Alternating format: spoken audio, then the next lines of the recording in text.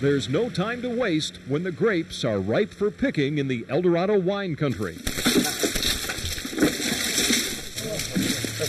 It's called the crush, the scramble every fall to cut grapes from the vine when the sugar content is just right for making wine.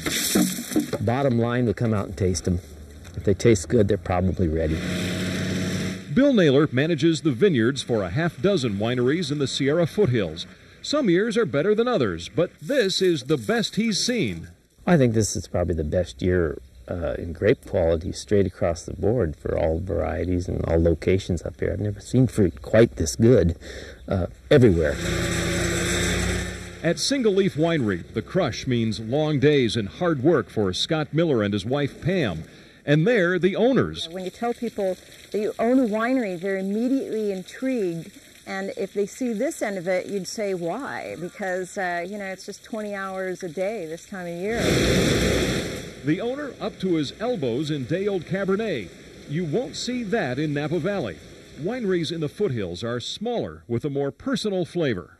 One of the reasons we want to keep to about a 5,000 case winery is because then I can be in the tasting room myself almost every weekend of the year. If you look at some of the most sought-after wines in the industry in this state, they are coming from operations which are much smaller even than we at 4,500 cases. It starts when the grapes, fresh off the vine, are fed into a crusher. Stems and leaves are knocked off. Skins and juice are pumped into a stainless steel tank or plastic bins. Yeast is added, fermentation starts, and the skins rise to the top. This is called punching down.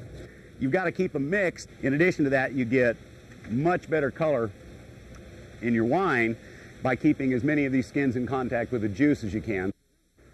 The juice inside this grape is about as clear as water, but the skins are left on for a week in the fermentation bin, and that's what gives this Zinfandel a deep red color. After a week, primary fermentation is over, and it's ready for the press. Juice is squeezed out of the skins, and the wine is pumped into a plastic tank. A few days later, it's put into barrels.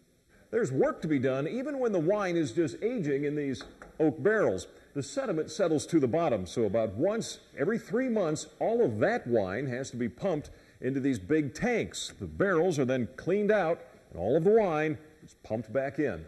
It's a lot of hard work, but in the end, I suppose it boils down to the fact that you take a raw product and you make something that is judged by most society to be sophisticated, and if you do it well, there are obviously rewards on the other end.